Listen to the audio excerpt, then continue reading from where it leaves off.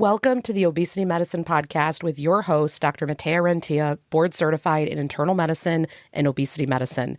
Here, we talk about a path to metabolic health, and we have real conversations about chronic weight management and living a full life. Just a reminder, I am a physician, but I'm not your physician. So everything that's on this podcast is for informational purposes, but please go talk to your doctor about what's right for you. There is no medical advice being given on this podcast. Welcome back to another episode of the podcast.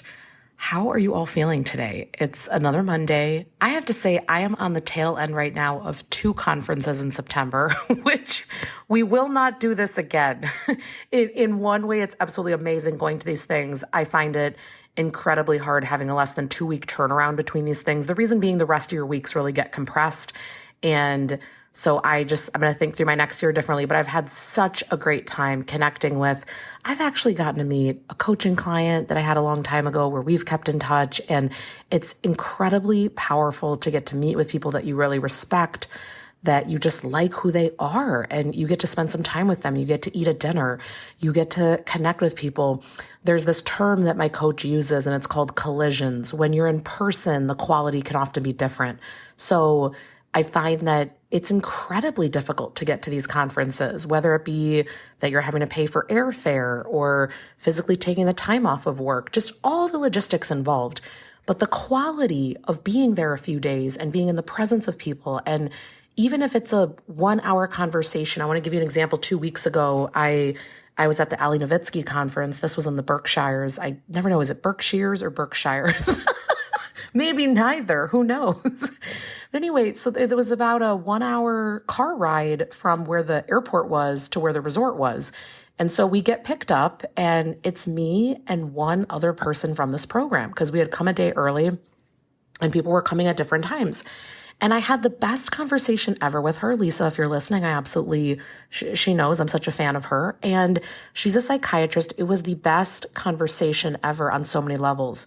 And you know what I said to her? I turned to her in the car and I said, I'm really glad that we got this hour together because I know that the whole rest of this conference, we're not going to get this again. And I don't think she believed me. And then when we were leaving, she texted and she said, I know what you mean. Because I know at these conferences, there's just so much happening between the talks and the meals and all the things that if you get one chance to connect with someone, it's amazing. So I try to not squander that. You know, if I'm walking, getting a coffee, I try to say hi, have a quick conversation because you just don't know if you're going to get to connect with that person again. So I'm super grateful for this time. I'm also very grateful to be home for a few months. I think my next trip is in January, and I'm grateful for that. I'm happy to meet people, but then I'm really ultimately a homebody. So one of the things that has been super, super fun is that a few months ago, we unlocked this fan mail feature, which makes it really easy for you to ask us questions on the podcast. Now, again, I really want to remind you, if you're going to use that, if you want to hear back from us, you've got to put your email or some way for us to contact you. Otherwise, it's anonymous, which tends to be great, right? I mean, you want it to be anonymous when you're writing to us, but if sometimes you can tell that person wants to hear back, and I'm like, there's no reply. That just doesn't exist on this feature. Today, we're going to do a Q&A, and this is really going to be about, do you titrate up or not on the dose of an anti-obesity medication if it's already working for you, or vice versa? So here's the question.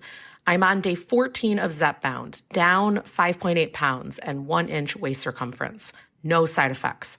Prescribed 5 milligrams at week 5, but if it's effective at this dose, why increase? Answer I received from my nurse practitioner was that it is a manufacturer's recommendation, but I need a better explanation. Thanks. Okay, so this is a really great question. So this is where we get into what's called the art of medicine, right? So a lot of people, when they look at a medication, they're just looking at what's the prescribing recommendations, and sometimes it makes sense. Okay, so let me give you an example. If a lot of the times with antibiotics, we will have certain regimens and certain lengths because we know that organism does not die if you don't complete the treatment. But for something like weight management, there's a little bit more nuance involved. Now, I will say this is a very rapidly evolving thing because over the past few years, our understanding of this has greatly increased because literally it was 2022. We're not many years away from that, right? It's a few years when we had some of these newer medications like the Zepbound that you're talking about. That's Mounjaro. If you're thinking the other name, that's tirzepatide. Okay, same thing. So initially, everybody every single month was going up because that's what they had done in the trials. But then what we noticed over time, if you have someone that's really practicing a lot of obesity medicine, we noticed if someone already is having great fat loss percentages, remember, we don't want to go over 1% per week, 4% in the month, but even if it's 2-3%, but they're feeling great, things are rocking and rolling along. If they're still feeling suppression, if they're not having urges and cravings, they're able to get all the healthy food, they feel like they're in a great flow. Why would we go up on the dose? That's my personal perspective. Again, nothing on here is medical advice. You're going to talk to your medical team, but that is just one perspective where I realize personally working with patients, there are some where they need the dose increase. They're still really hungry. They're not noticing results. Things are not clicking for them. There's no shame in that either. By the way, a registered dietitian made a great video how she always sees that there's always this polarization happening in this community where you're shamed if you go up, you're shamed if you don't. And ultimately, my answer is, how about we just focused on what's the data doing? How are you feeling? What are the symptoms looking like? We weigh all of these factors to make a decision. So is this nurse practitioner wrong? No. Is the other perspective wrong if you would not go up because you're already having success and why would you go up? That's not wrong either. So the real question is, do you like your team and the direction in which they're taking you? And all that I'm hearing here when that nurse practitioner answered it in that way, that this is the manufacturer's recommendation, it's not wrong, but it tells me that they have no nuance involved. It also, I'll tell you another thing, they might also know, which is also true. Again, all of this is true. Many insurance companies in the US will not cover more than 2, some of them only 1 month at the same dose without having to go up. I have a patient that's doing phenomenal and they're forcing her monthly to go up. And it's ridiculous, right? It's ridiculous that someone can be doing amazing and an insurance company that has absolutely no medical knowledge.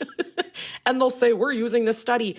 Yes, there's a study, but then there's also the clinical practice, whereas there was the reality, the side effects, the responsiveness of people. So anyway, long story short, you don't have to go up. Many people will do great not going up for longer periods of time.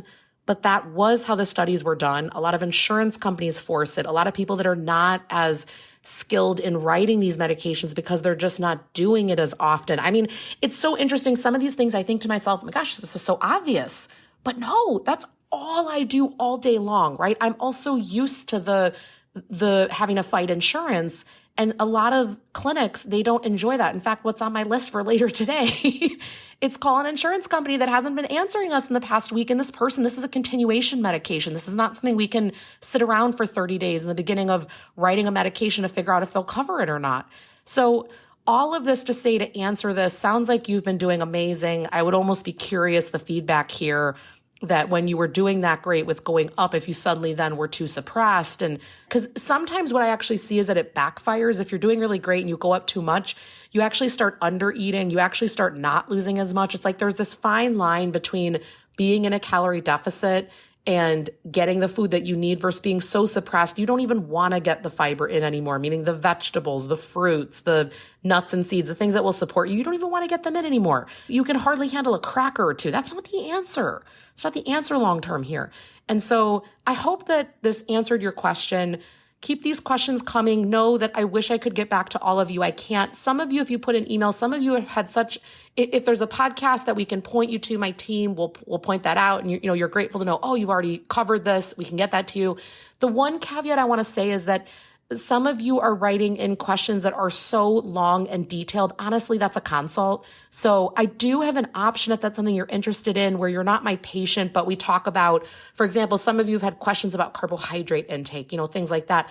That's really general medical information that it's really sort of in a health coaching capacity. I can do that for you. We have links to schedule that, whether it's a 30-minute consult or a full hour. So we'll make sure to put those links in the show notes here if that's interesting to you. But I really try to help as much as I can in a sort of free goodwill capacity. But then at some point, there's just too many variables where I wouldn't be able to answer it. All right, final plug here that if you're wanting to do that upcoming January 30/30 program, we're going to have the link in the show notes below. We're going to register very, very soon for that. So make sure that you are on the list for that if you want to do that. I hope this was helpful and have a great rest of the week. That marks the end of today's episode. But if you're newer to the podcast, I want to tell you about something that we have, and it's a free podcast roadmap. So this is perfect for any of you that are listening where you want to be directed to very specific episodes. So let's say that you are just starting out and you want to know, what should I do right when I start on the medications? Or you're experiencing certain side effects on the GLP-1s, or you want to know what to do if you're in a plateau, or if emotional eating is taking over, or if hunger levels are high. So we have many different categories of episodes that we've talked about, because there's a lot at this point. So if you want to be able to navigate that very easily, we have it broken down by category and also the episodes that are there, and we hyperlink to everything. So you can just click on it and find the episode, easy peasy. If you want that, you can go to renteaclinic.com/podcast roadmap. We'll have it linked right here underneath the show notes where you're listening. And you can go ahead and get that free resource so that it makes it easy for you to navigate, because I know that it's really hard when someone has an established podcast. I am such a podcast fiend. I'm listening to podcasts all day long. And when I find one that I love, but there's a lot that are out there, I am so lost. So I hope that you enjoy this free podcast roadmap. Again, the link to get to that is going to be renteaclinic.com/podcast roadmap. I hope this is helpful, and let me know if you have any questions.